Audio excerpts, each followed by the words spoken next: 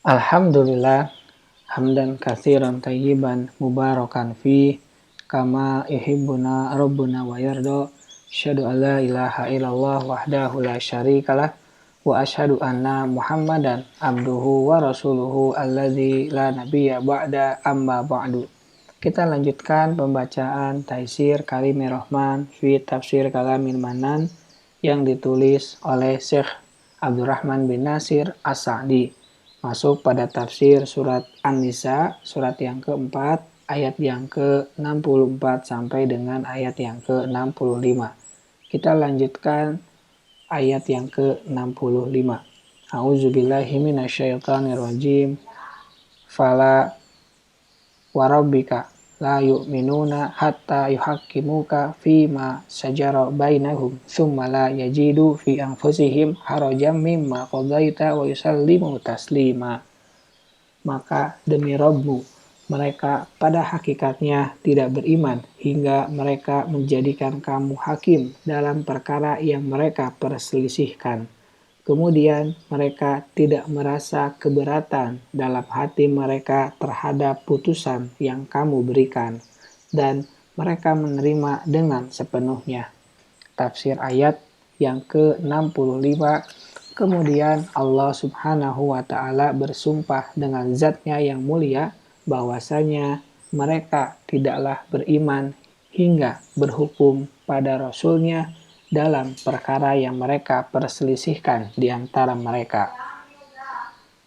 Artinya, pada segala hal yang terjadi perselisihan padanya berbeda dengan masalah-masalah yang telah disepakati. Sesungguhnya perkara-perkara seperti itu tidaklah bersandar kecuali dari Al-Quran dan As-Sunnah.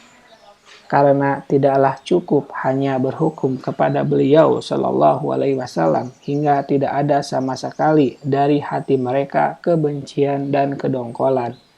Dan kondisi mereka saat berhukum kepada beliau adalah dengan asumsi bahwa itulah yang paling benar.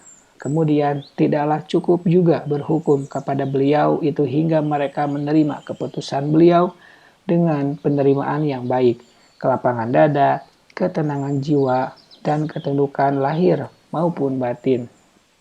Maka perlu diperhatikan bahwa berhukum adalah dalam aspek keislaman, sedangkan tidak adanya keberatan dalam menerima putusan adalah dalam aspek keimanan. Adapun penerimaan adalah dalam aspek keihsanan. Barang siapa yang menyempurnakan tingkatan-tingkatan tersebut, maka sesungguhnya ia telah menyempurnakan semua tingkatan-tingkatan agama. Dan barang siapa yang meninggalkan sikap berhukum yang tersebut dalam ayat ini dan tidak konsisten terhadapnya, maka ia adalah kafir. Dan barang siapa yang meninggalkannya dengan konsisten, maka hukumannya adalah sama seperti orang-orang yang semisalnya dari pelaku-pelaku kemaksiatan. Subhanaka Allahumma wa bihamdika asyhadu an la ilaha illa anta astaghfiruka wa atubu ilaik. Assalamualaikum warahmatullahi wabarakatuh.